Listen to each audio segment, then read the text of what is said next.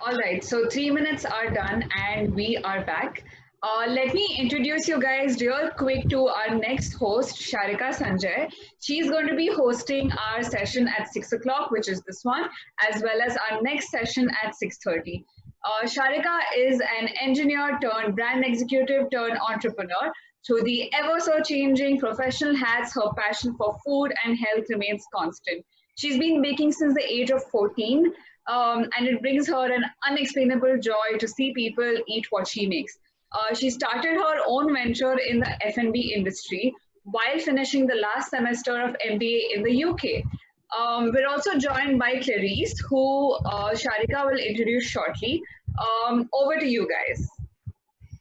Hi, everyone. I'm glad to do this. Thank you so much, Sanjana, for having me as the host today for the lovely guest, Clarice Brambilla. I'm going to introduce her to you in a bit. So Clarice is a graduate from King's College, London, and has always been dedicated to finding a way to improve people's living conditions and the environment they live in.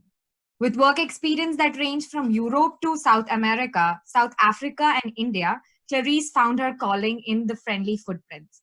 Welcome, Clarice. I'm going to get right into it by asking you the first question. Tell us about you and your journey. How did you meet and your co-founders, Ayush and Pooja? Okay, so first of all, hi, thank you for having me. That was a very nice introduction. I don't think I live up to those expectations, but thank you. Anyway, so yeah, the company Friendly Footprints started back in December 2019, so we're still very young. My partners are Pooja Sharma, who's the founding partner, and Ayush Gandhi. So the nice thing about us three is that we all come from completely different backgrounds. Okay, so Pooja is a CA, so something very different. Ayush graduated in mechanical engineering, and I graduated in ancient literature and philosophy. So we all have very different backgrounds, but all three of us in our own separate journeys sort of realized that it was time to act now.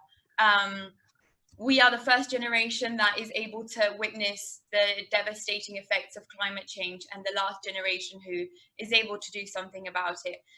So we all felt very passionate about it, and in some very intricate ways, we all came together with this project. So that's how Friendly Footprints started. We are a waste management company. We're based in Vadodara, Gujarat. And our goal is to divert as much waste as possible from going into landfills. So currently at the moment, the majority of waste, almost 75% of waste, is still either dumped in a landfill or ends up in the ocean. And even though the solid waste management rules were technically passed in 2016, they're still not being fully implemented.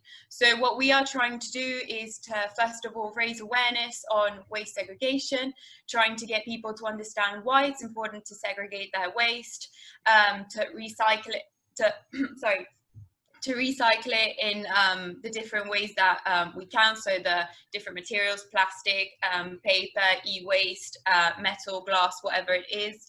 And yeah, so we're definitely not finding this process very easy, which is what I guess is going to make today's session interesting, because we're not just going to be talking about any kind of waste, but we're going to be talking about sanitary waste, which is a topic that has a stigma on its own around it, that's for sure. So yeah. Okay, that's like exactly the problem that we are facing, and I'm really intrigued by what you had to say and how you're working about it. So tell us more about Friendly Footprints. Okay, so what our company does at the moment, we are aggregators. Our goal one day would be to have our own MRF, our own recycling facilities, but as we are just starting, what we do so far is, first of all, like I said, we do seminars and training programs to raise awareness. So, for example, at the MSU University, a university here in Baroda, we had a talk show in which we explained sort of the correlation between landfills and global warming, because it's not necessarily so evident, the correlation between the two, and we explain why the harmful gases contribute to destroying the environment and sort of global warming in general. But even in companies, bigger corporations, hotel, obviously everything has been put on pause due to the coronavirus outbreak, but so yeah, sort of trying to get people to understand essentially how easy segregation is, and that it's really not as hard as it sounds, but the effects it can have, the positive effects that it can have on the environment are huge. So then what we do is, so once we do the awareness programs, we set up infrastructure. So for example, different bins, they're usually color coded, so it's easier for people to understand. For now, we are mostly doing a segregation of dry waste, wet waste, and non-recyclable. Our goals would be to be a bit like Sweden or Switzerland one day, where they have something like 17 different bins. They even segregate a different color of glass. Obviously, baby steps, one step at a time. We know that India, with its 1.2 billion people, is a difficult target to achieve. So we know that we're being ambitious, but yeah. And then what we do is we make sure that once the waste is segregated, the waste is being treated in a scientific manner. So like I said, it's being recycled in the appropriate facilities.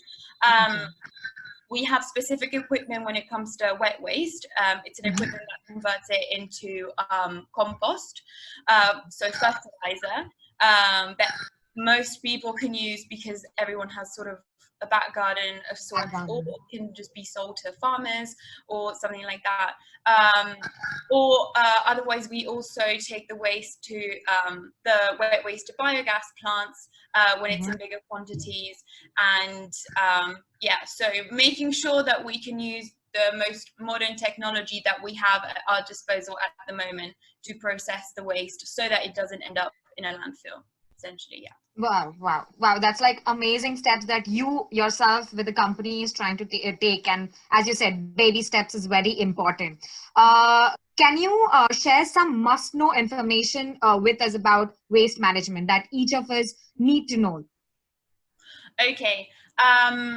This sort of comes in combines with what I would say today when we move on to the sanitary waste. A huge issue that we have encountered in India is a bit like I was saying before, is the fact that even though we do have a set of regulations that are technically in place, they are not being followed. And because the government is not implementing them by either giving enough subsidies or fining the people who don't segregate their waste, it's hard for us to convince people to segregate their waste, because oftentimes we have gone to societies and asked people to segregate their waste, and then they say, but then when people come,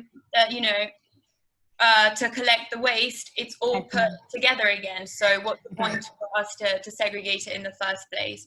But what we would say is at least try to segregate your wet waste from your dry waste, because your dry waste, so plastic, paper, metal, glass, it can easily be segregated by the rag pickers and recycled. Whereas if it is mixed with the wet waste, it will make it dirty. So for example, a piece of paper such as this one, if it's nice and clean, it's recyclable. It can have many more lives, and that is amazing.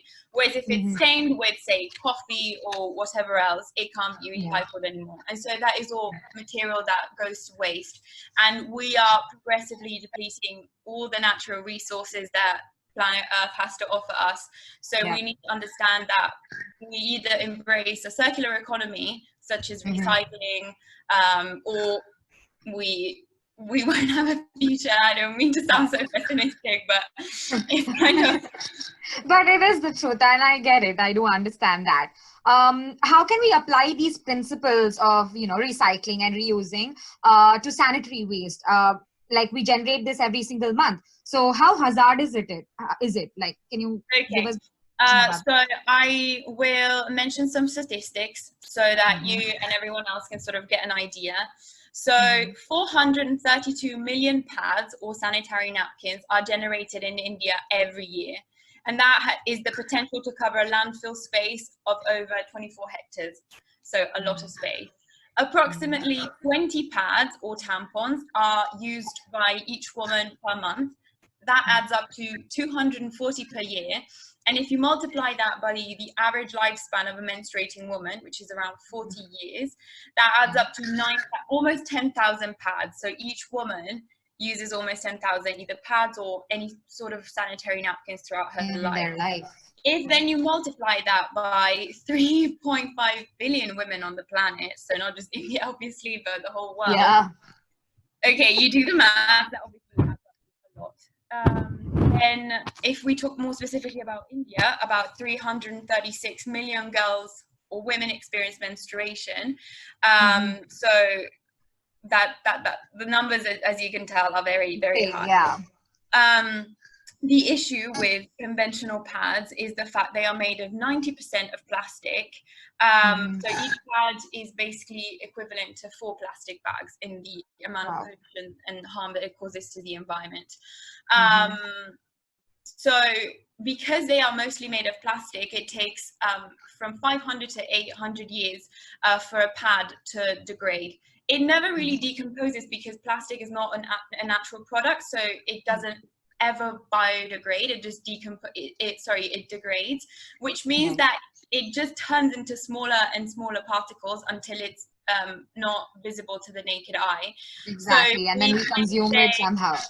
Exactly. So we kind of say out of sight, out of mind, but that's not really the case, because actually when the plastic particles get smaller and smaller, they can spread everywhere. So they end up being in the air that we breathe, in the water that we drink, in the food that we eat. So it's not just, this is why something that we also do in our campaigns when we spread awareness, it's not just about the environment anymore. This reflects on our own health and safety.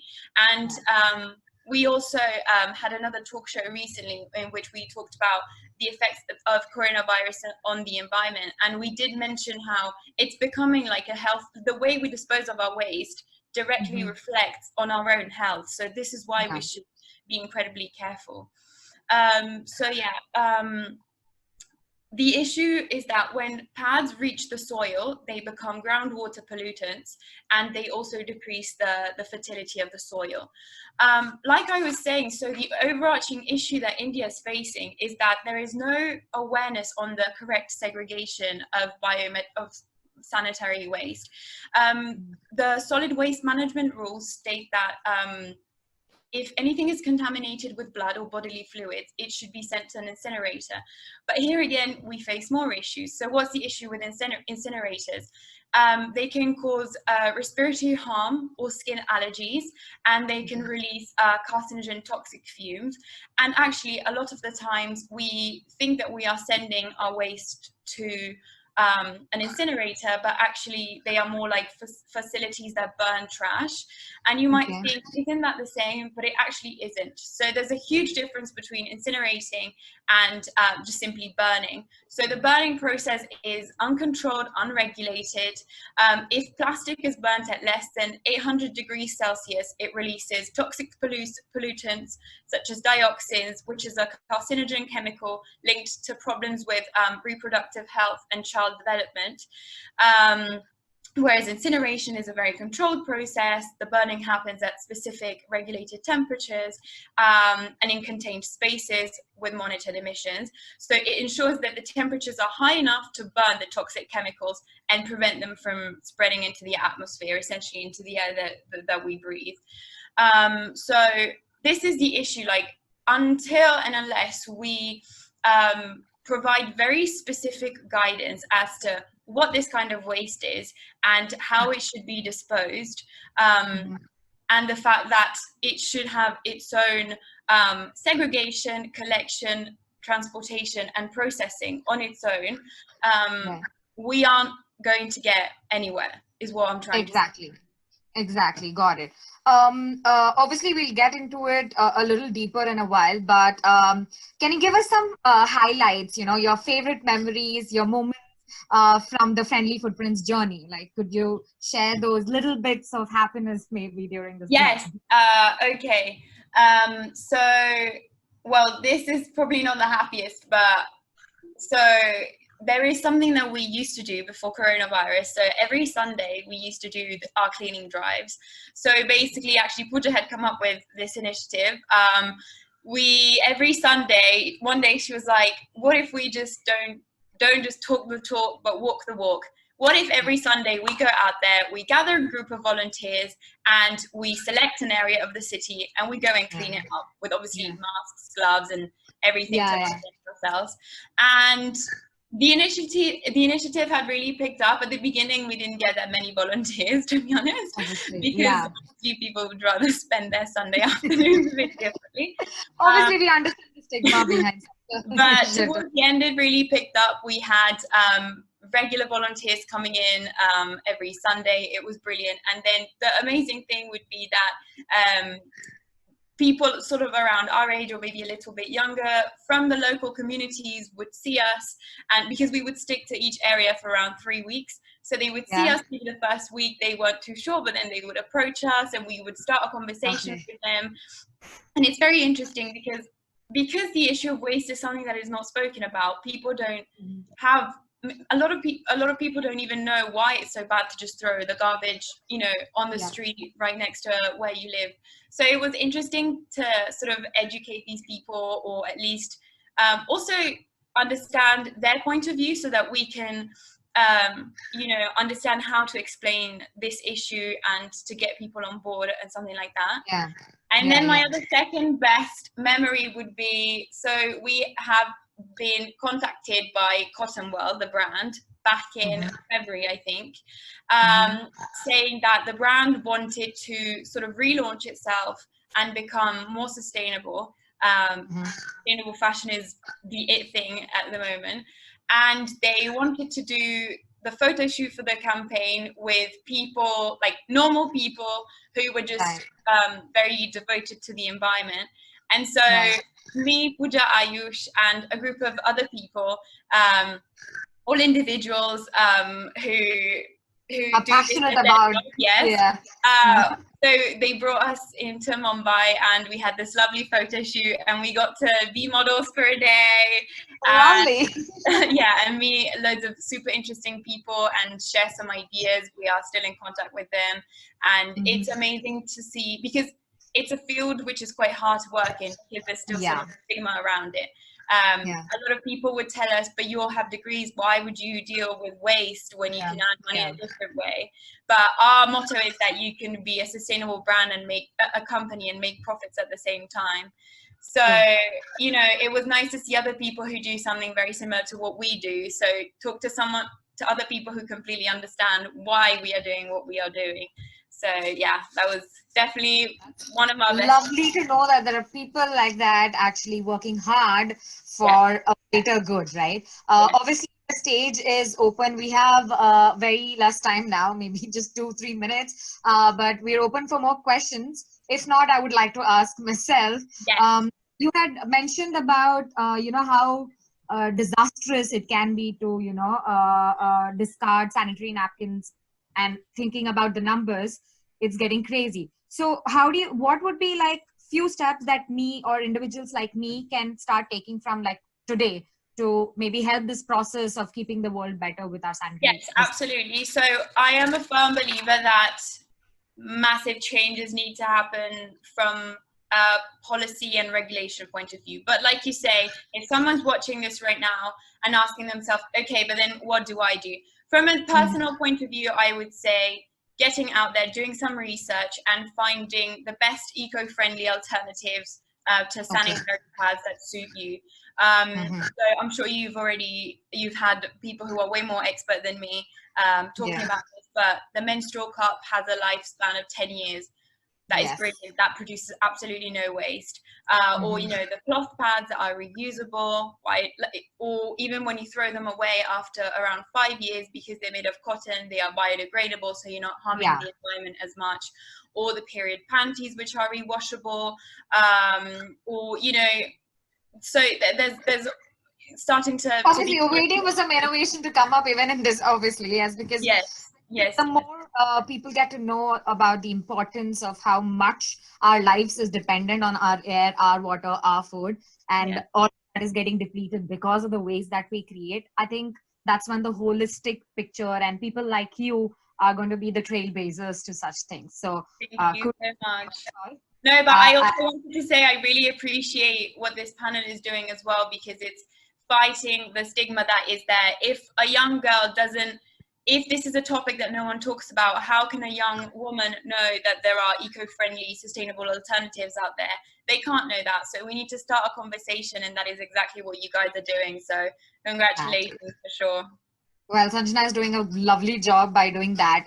Does anyone have any questions? My chat box is open, and there are no more questions for now. Maybe Sanjana, do you want to take over for some time? All right, so just a quick announcement, something on parallel lines as Clarice's talk. So we'll actually be launching Boon Cups on our website in about 10 minutes. So we're really looking forward to that. And thank you, Clarice. This has been amazing. Thank you so much. Thank you. And thank you so much for agreeing to be a part of this, Clarice. This is absolutely amazing and so informative. I've loved it. I've loved every bit of this. I'm glad. Thank you very much. Thank you for having me. All right. So I think we can, yeah, perfect. So I hope all of you guys have absolutely loved Clarice's session. I sure did. So many thank you messages coming in the chat box. That is so amazing. So Sharika is also hosting our next session, which is at 6:30, which will be with Bharti Karnan, the founder of Boon Cups. So Sharika, you and I will meet in 10 minutes, and we will also have Bharti with us then. Definitely. I'm here. Awesome. Thank you, guys. We will see you in about 9 minutes, not 10.